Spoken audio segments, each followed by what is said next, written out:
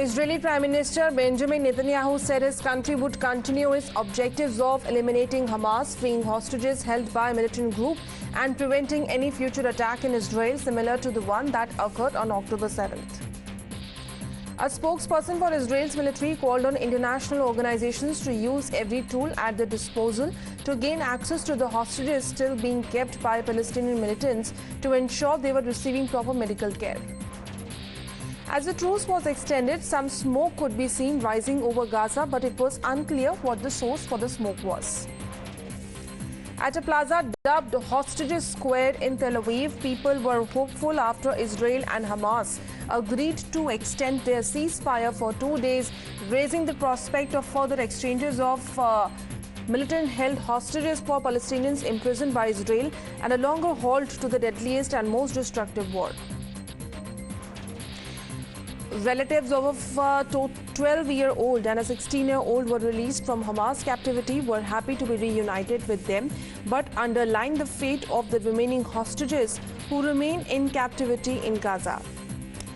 For the first time since their release from Hamas captivity on Sunday, 4-year-old Uriah, 8-year-old Yuval and 10-year-old Ofri met with their dog at the Children's Hospital. Trucks laden with aid drove into the Gaza Strip from Egypt through the Rafah crossing. It comes as Israel and Hamas agreed to extend their ceasefire for 2 more days past Monday, raising the prospect of further exchanges of militant-held hostages for Palestinians imprisoned by Israel. Relatives and a friend of Israelis kidnapped and killed by Hamas visited Australia's Parliament House, sharing personal stories in an effort to lobby for international support.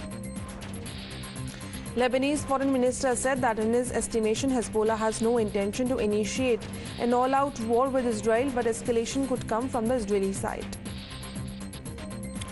Relatives and friends gathered around a bus carrying released Palestinian prisoners in the West Bank city of Ramallah to celebrate the release of their loved ones.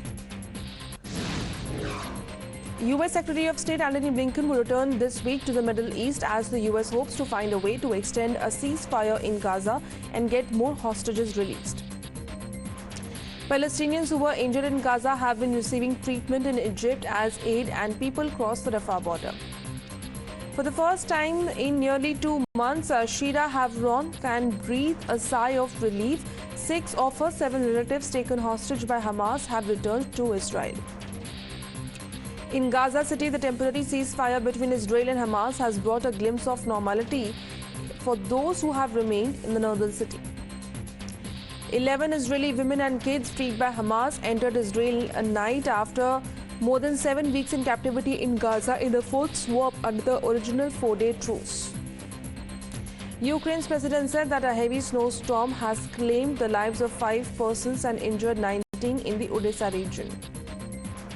Ukraine's President Zelensky warned residents to be as cautious as possible in his address after a severe snowstorm left about 400 towns and villages without power.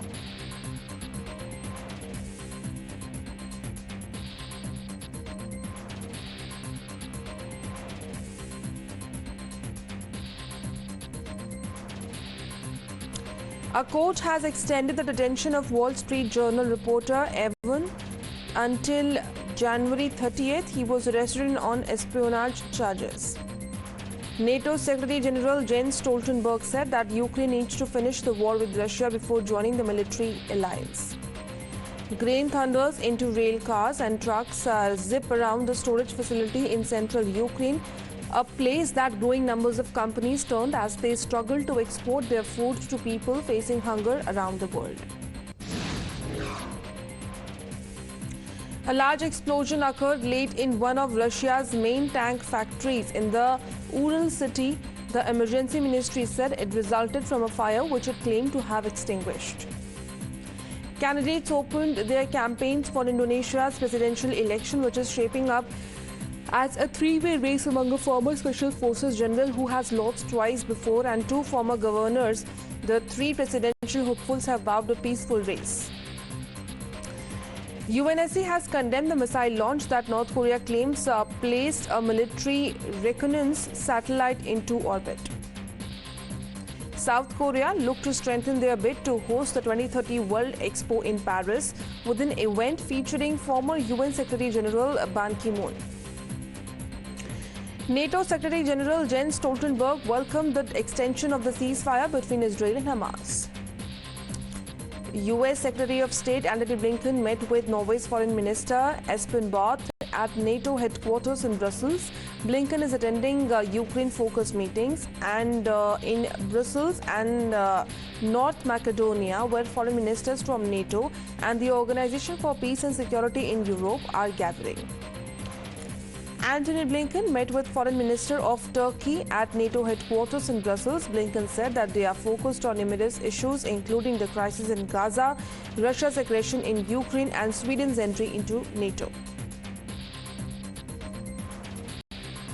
President Biden opened the first meeting of his Supply Chain Resilience Council by warning companies against price gouging and saying that his administration was working to lower costs for U.S. families.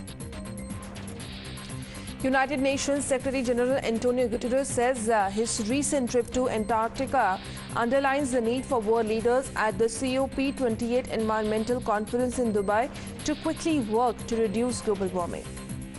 A diplomatic spat erupted between Greece and Britain after the UK cancelled a planned meeting of the Prime Ministers, prompting the Greek Premier to accuse his British counterpart of trying to avoid discussing the contested Parthenian marbles.